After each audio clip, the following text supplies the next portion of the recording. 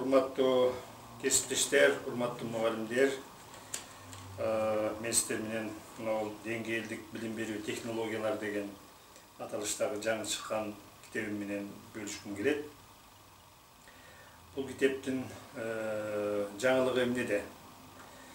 Эми жаңылыгы бул билим берүүнүн практикасындагы негизги бүгүнкү күнгө чейин кездешип жүргөн окуучулардын билим алуусундагы бир мындай деңгээлдер, ошону менен бирге мугалимдин баягы окуучуга түшүндүрүп, андан талап кылган шарттагы практикада кездешкен бир кырдаалдар жөнүндө айткым келет да.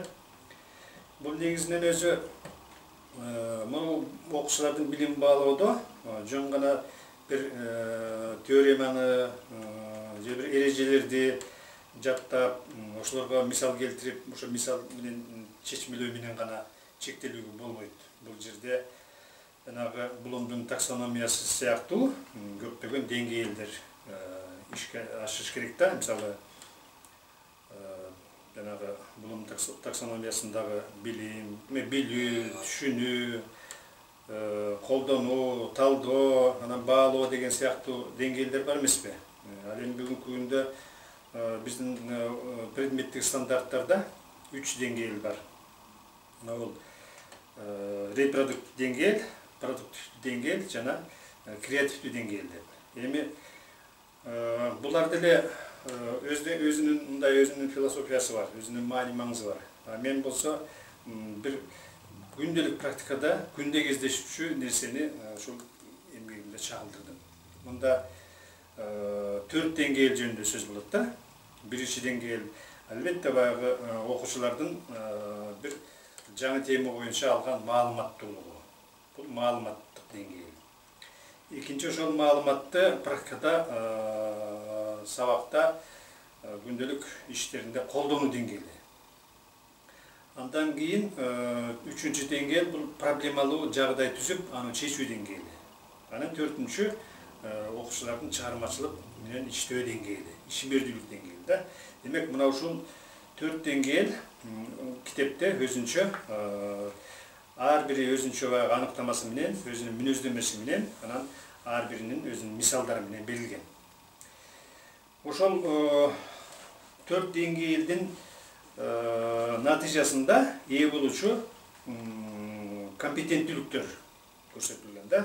Мисалы, могул маалыматтык деңгээлде кандай компетенттүүлүккө ээ болот, колдонуу деңгээлинде кандай компетенттүүлүккө ээ болот, проблема чечүү деңгээлинде дагы кандай компетенттүүлүккө ээ болот жана чыгармачылык деңгээлде дагы кандай компетенттүүлүккө ээ болот. Мына ушул ар бири өзүнө тиешелүү мүнөздөмөсү менен анан жетишилген компетенттүүлүктөр чагылдырылган.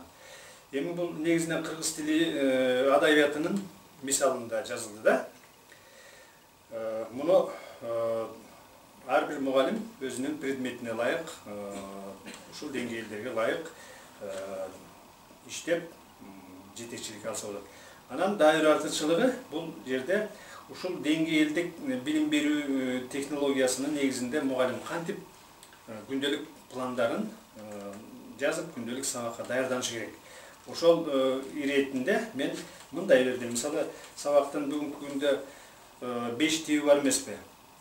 Аралаш сабак, жаңы билим берүү сабагы, жаңы билимди бышыктоо сабагы, жаңы билимди текшерүү сабагы, жаңы билимди кайталоо сабагы деген сыяктуу. Мына ушул типтерде 5 тибине жараша, ушул 4 деңгээлге жараша кандай иштер аткарылышы керек да, кандай план түзүш керек.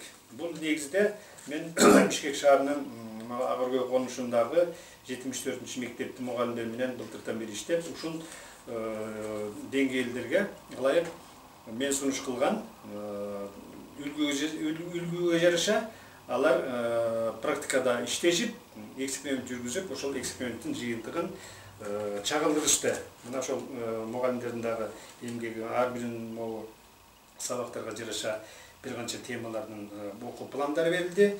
Окуу планы оптималдуу, сабактын типтерине жараша кандай жумуш аткарылыш керек, ошолорду гана чагылдырдык.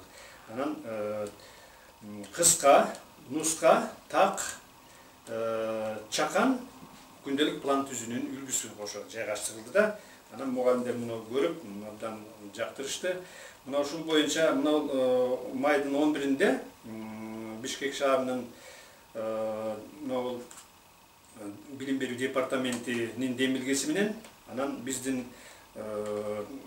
билим берүү академиясындагы кыргыз тили адабияты боюнча иштеген адистердин тилдер боюнча лабораториянын демилгеси менен анан билим берүү министрлигиндеги тилдер боюнча иштеген адистердин биргелешкен онлайн конференциясын өтөбүз буюрса, ошого катышып, өздөрүнүн пикириңиздерди айтып берсеңиздер абдан жакшы болот. Демек, ушундай бир жаңы табылгалар менен сиздер менен бөлүшкүбүз келди.